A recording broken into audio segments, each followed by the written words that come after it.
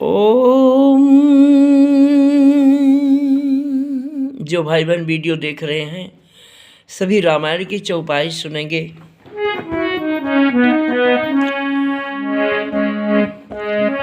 सोई जननी सोई सुत बड़ भागी, जो पितु मातु चरण अनुरागी, जो पितु मातु बचन अनुरागी। चारि पदारथ करतल ताके, गुरु पितु मातु प्राण समझा के। गोस्वामी तुलसीदास जी ने रामायण में लिखा है बहनों भाइयों कि गुरु पितु मातु महेश भवानी। सबके माता पिता तुलसीदास जी कह रहे हैं कैसे होते हैं? शिव पार्वती की तरह। सबके माता पिता कैसे होते हैं? राम सीता की तरह। सबके माता पिता कैसे होते हैं? राधा कृष्ण की तरह। सबके माता पिता शिव पार्वती हैं। सबके माता पिता ब्रह्मा विष्णु हैं। जिस माँ के गर्भ में सबका निर्माण होता है, हमारे गुरु जी ने लिखा है एक किताब, उसमें लिखा था उन्होंने कि पंडित श्री राम शर्मा आचार्य जी ने शांति कुंज हरिद्वार के संरक्षक वेदमूर्ति तपोनिष्ठ पंडित श्री राम शर्मा आचार्य जी ने लिखा है कि सबकी माँ, जिस माँ के गर्भ में हमारा निर्माण होता है वो माँ ब्रह्मा के समान होती हैं। जो पिता हमें उंगली पकड़ के चलना सिखाते हैं वो पिता विष्णु के समान होते हैं। उनका चरण स्पर्श करने से 4 फल मिलता है। आयुर्विद्या यशो बलम, बिना मांगे 4 फल मिलता है। किसको मिला? राम को मिला, श्रवण कुमार को मिला, गणेश जी को मिला, कृष्ण भगवान को मिला। और आज लाखों लोग ऐसे हैं जो माता पिता का सम्मान करके, और वर्तमान में लाखों लोगों को ये फल प्राप्त हो रहा है। व्यक्तिगत हमको ही बहुत इतना फल मिला है माता पिता के चरण स्पर्श करने से।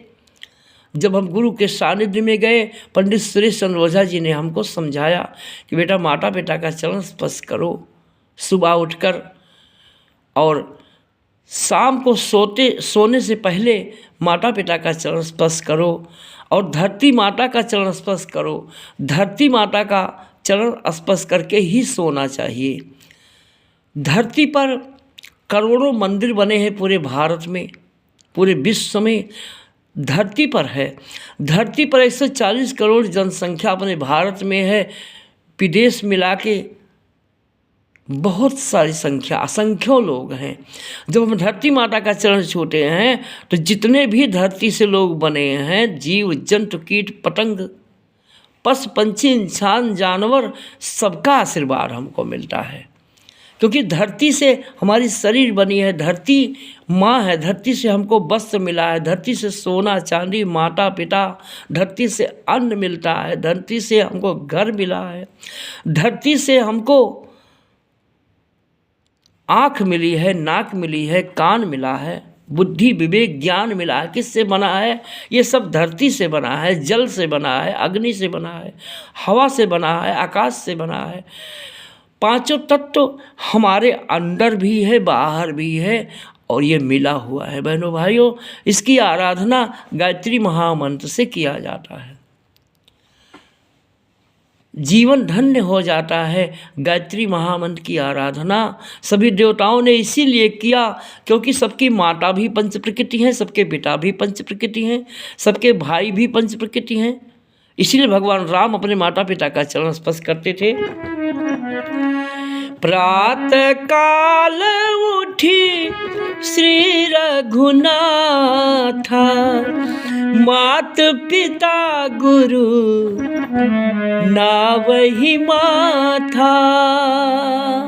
जो माता पिता का चरण छूते हैं तो पंच प्रकृति माता आदि शक्ति जगत जननी गायत्री का आशीर्वाद मिलता है। राम को मिला है, कृष्ण को मिला है। भगवान कृष्ण ने गीता में स्वयं कहा कि मैं छंदों में गायत्री मंत्र हूँ।